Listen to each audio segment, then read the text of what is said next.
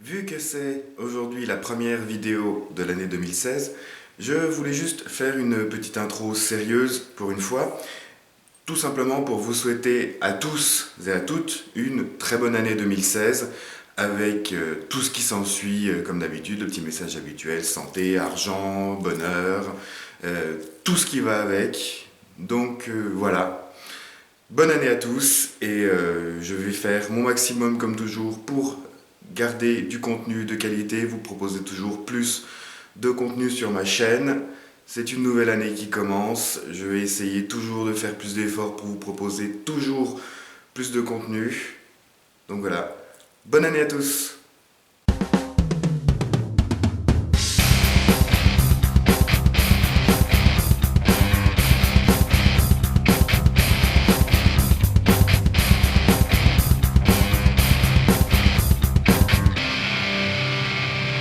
Eh bien, salut à tous et bienvenue aujourd'hui dans cette nouvelle vidéo. Aujourd'hui, pour cette première vidéo de l'année 2016, je tenais à faire un petit retour d'expérience sur le FNX 45 Tactical de chez Cybergun. Il va s'agir, comme tous les retours d'expérience, de voir un peu ce qui va pas dessus, de parler un peu des soucis que j'ai pu avoir avec ou justement des soucis que je n'ai pas eu avec. Et il va s'agir aussi de récolter vos avis dessus. Donc, comme toujours, j'invite vraiment toutes les personnes qui possèdent ce FNX 45 à donner leur avis dans les commentaires de la vidéo. Ce sera toujours un peu une base de données d'informations qui pourrait toujours être utile à d'éventuels acheteurs. Donc voilà, j'invite vraiment tous ceux qui possèdent ce FNX 45 à mettre leur ressenti en commentaire dans la vidéo. N'hésitez pas, comme toujours, à faire un pavé. Décrivez les problèmes que vous avez eu avec, si vous les avez réglés.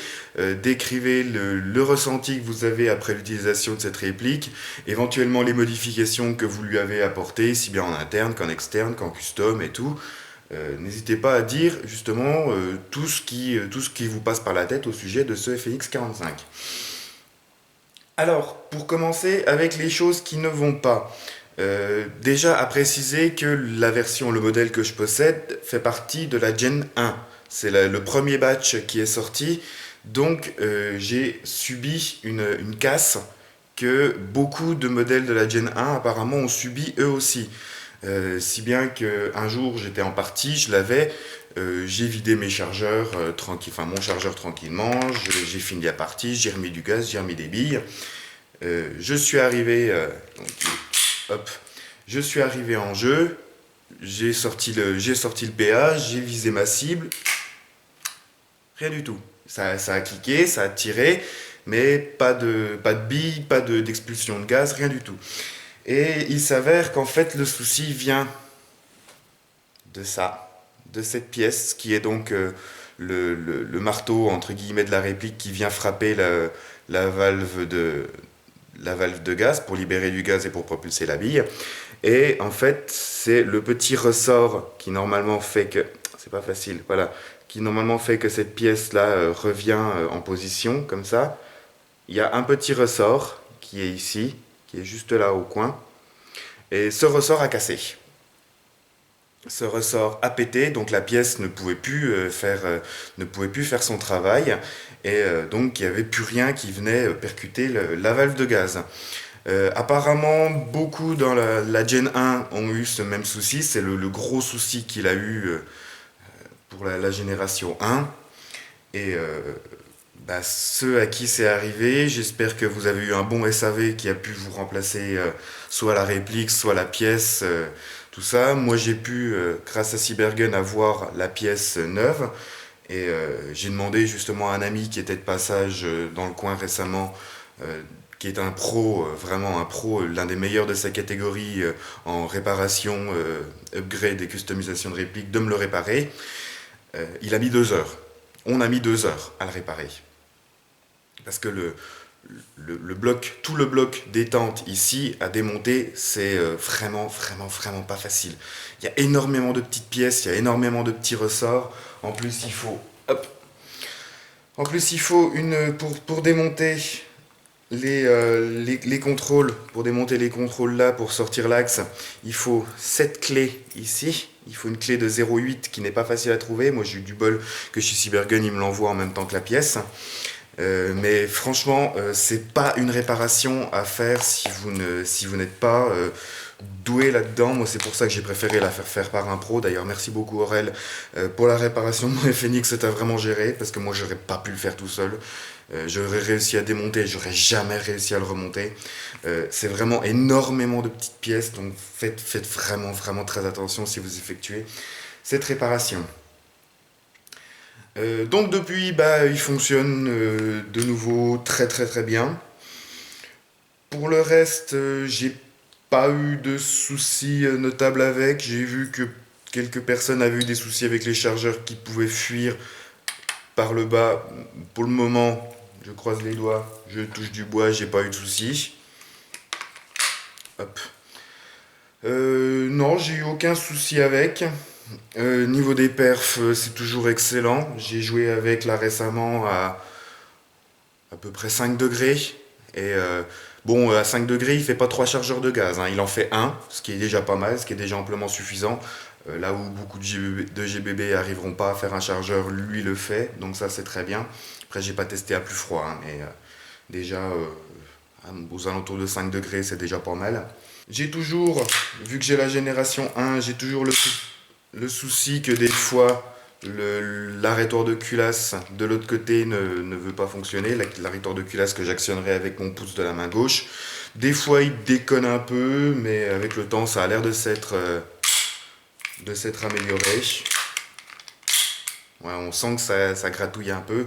Apparemment, les générations 2 n'a plus du tout les mêmes problèmes, c'est-à-dire que le ressort du marteau tient bon, l'arrêteur de culasse fonctionne correctement des deux côtés. Moi, des fois, voilà, ça veut pas, voilà, ça gratouille un peu, alors que de l'autre côté, il n'y a pas de souci. C'est à peu près tous les problèmes qu'il y a eu. Voilà, c'est le souci que moi j'ai eu, que beaucoup de gens ont eu, c'est qu'on a eu la génération 1 qui a subi des soucis. Il y a eu des bons retours, si bien que ça a été corrigé dans la génération 2.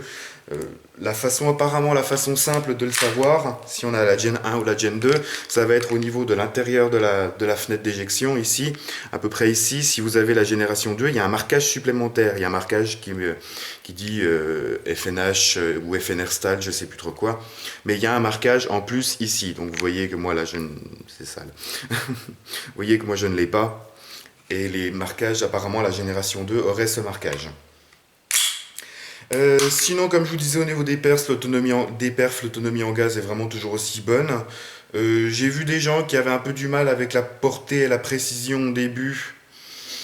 Moi, je l'ai nettoyé, surtout, je l'ai très très bien nettoyé, je l'ai vraiment démonté, tout le bloc-up de fond en comble pour le nettoyer correctement.